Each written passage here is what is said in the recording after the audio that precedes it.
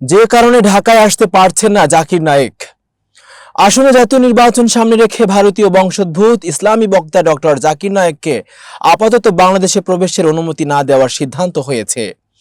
মঙ্গলবার ৪ নভেম্বর সচিবালয়ে স্বরাষ্ট্র মন্ত্রণালয়ের সভাকক্ষে অনুষ্ঠিত আইন শৃঙ্খলা সংক্রান্ত কোর কমিটির সভায় এ সিদ্ধান্ত গ্রহণ করা হয়।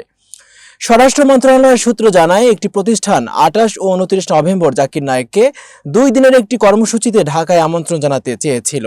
এমনকি ঢাকার বাইরেও তার কিছু অনুষ্ঠানের পরিকল্পনা ছিল।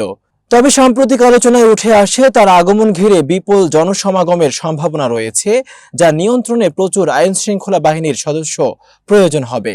সভায় জানানো হয়, নির্বাচন সংশ্লিষ্ট দায়িত্বের কারণে বর্তমানে পর্যাপ্ত নিরাপত্তা সদস্য মোতায়েন সম্ভব নয়। এজন্য সিদ্ধান্ত নেওয়া হয়েছে জাতীয় নির্বাচনের পর পরিস্থিতি অনুকূলে এলে জাকির নায়েকের সফর বিবেচনা করা যেতে পারে, তবে নির্বাচনের আগে কোনোভাবেই নয়।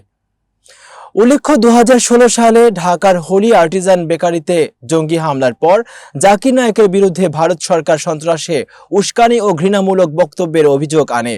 এরপর তিনি দেশ ত্যাগ করে মালয়েশিয়ায় স্থায়ীভাবে বসবাস শুরু করেন। মালয়েশিয়া সরকার তাকে পুত্রজায়া শহরে স্থায়ী আবাসনের অনুমতি দেয়। এতক্ষণ বার্তা বৈঠকের সাথে থাকার জন্য ধন্যবাদ। নতুন নতুন তথ্য ও সংবাদ পেতে বার্তা বৈঠকের ইউটিউব চ্যানেল এবং ফেসবুক পেজের সাথেই থাকুন।